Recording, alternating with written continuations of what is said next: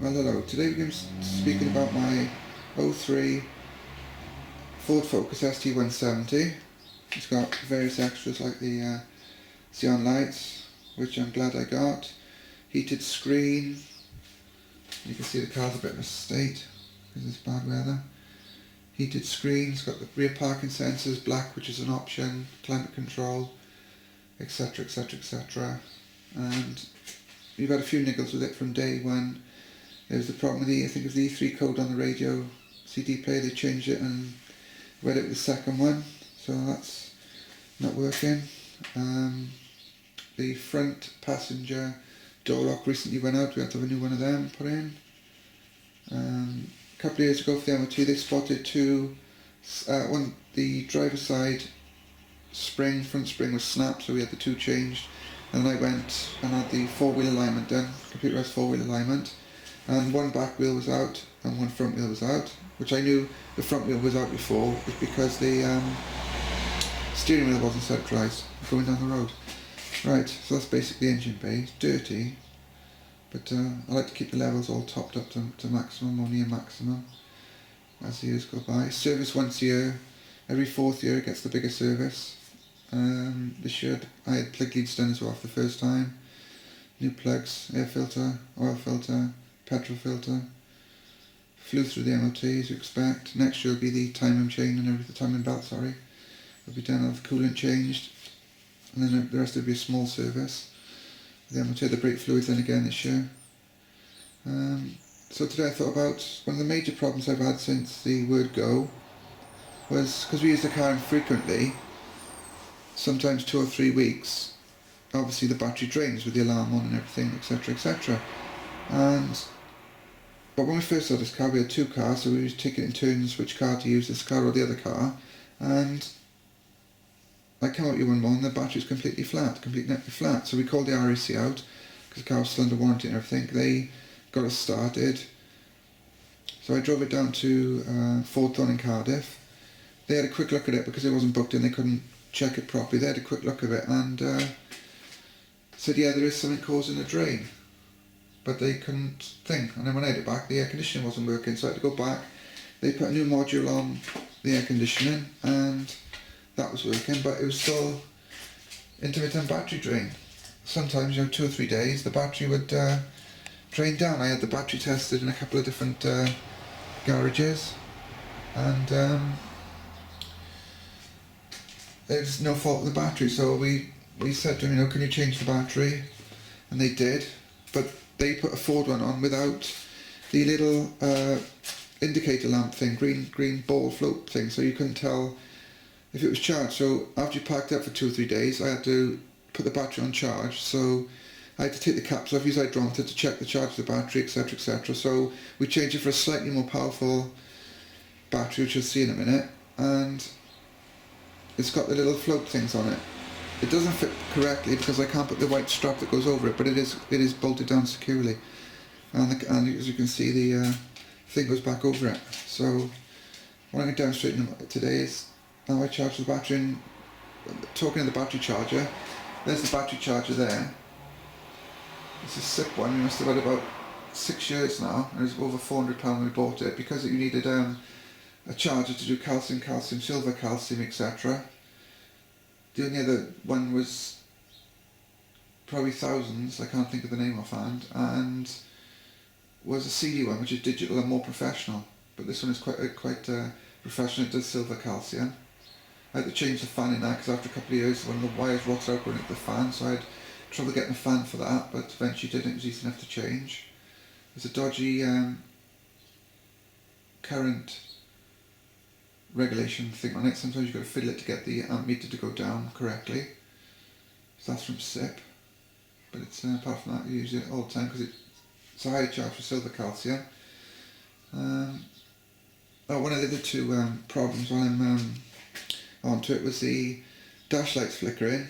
They said blah blah blah, but we asked them to change the thing and they changed it, and it did stop the flicker for about 5 years, but it's now come back. You've got to turn it slightly down off maximum to stop it flickering, right, like the lights on maximum. So There you go. And, they changed both keys as well, not long after we had it, because you'd have to press it half a dozen times to get the doors to open or lock. So it was better after that. Right, so now I'm going to show you charging the battery. The first thing you've got to do is you see down there, I can do it, it's going too dark, there's a bit jutting out, it's a little clip on the side of this black cover here. So first thing I'll do is show you getting that off. Right, so here we go, let's get this cover off now. Just pick it up like that, and that's basically all it is. Right, the next stage I go through is I don't know why I do this, but because I'm afraid of acid leaking out, so I just use a bit of old rags over there. Now the second thing I use, which you can see there, is a cheap surge protector. Well, not cheap surge protector, it was cheap when I bought it. And it's got a positive, a negative thing, and a little green lamp there to show you that it's working. So the first thing you do, obviously, is connect it to the positive and negative to the negative, like that. And then scroll down there, you can see that the green light's on, and that's connected to there and there. Now what I also use as well is, because you're not supposed to charge the batteries up when it's on the car, or so they say, in case of a power surge, that's why I use this the power safe. Also in this charger, because this is like a trade, quite an expensive one, it's got a surge protector as well, which I use, which is like double protection. So here's the thing, and the charger stays up there permanently, and I coil the wires up and tie them up out of the way. So you can see it's quite heavy duty clamps. And that again then, the red on the power, I always use the earth last. It has got a polarity reverse protection on it, it's fused and everything. So you can see that's thin. And I'll switch it on at the wall, and then I'll show you switching it on the machine itself, charger itself. Right, now I'll go through some of the functions on this charger. On and off, fuse. The top one is power supply to this way, reverse polarity that way, so so the power supply there is if you're changing like the radio or changing the battery, etc., and you disconnect the radio, it'll keep you most of your settings. The red light there, normally if there's a problem with the battery, normal clicked over this way, which I use, recovery if the battery goes really low, ammeter here, and then we got lead calcium gel and the normal lead battery.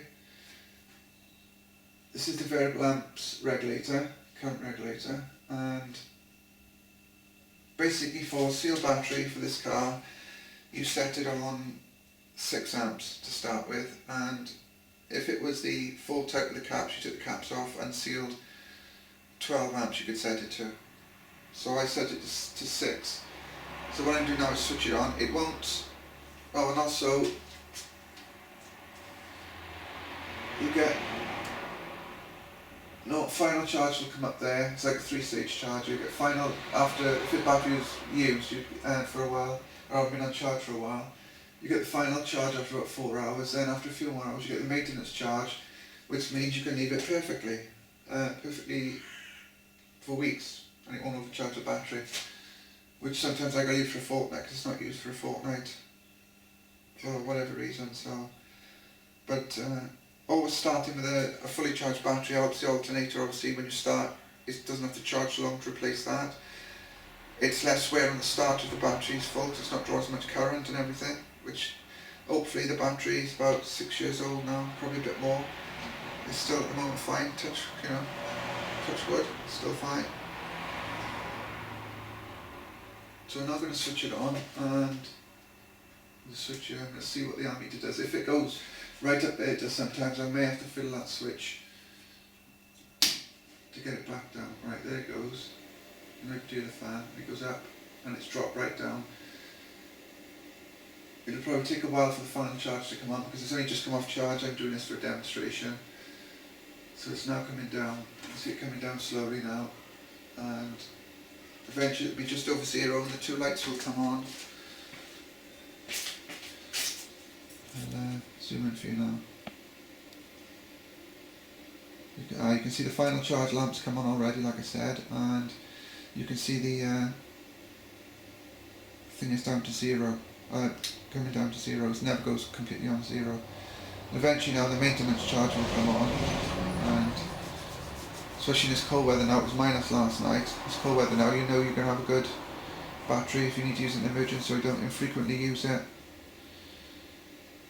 You've got it's going to be less strain on the car, etc. Also now you can get similar but literally the size of matchbox electronics or fag pack electronics that do basically the same thing, but it's all electronic, not some mechanical sort of switches like this. It's all electronic now. You can either, if you use it, car once a week for church or whatever, or it's a second car, you don't use it much.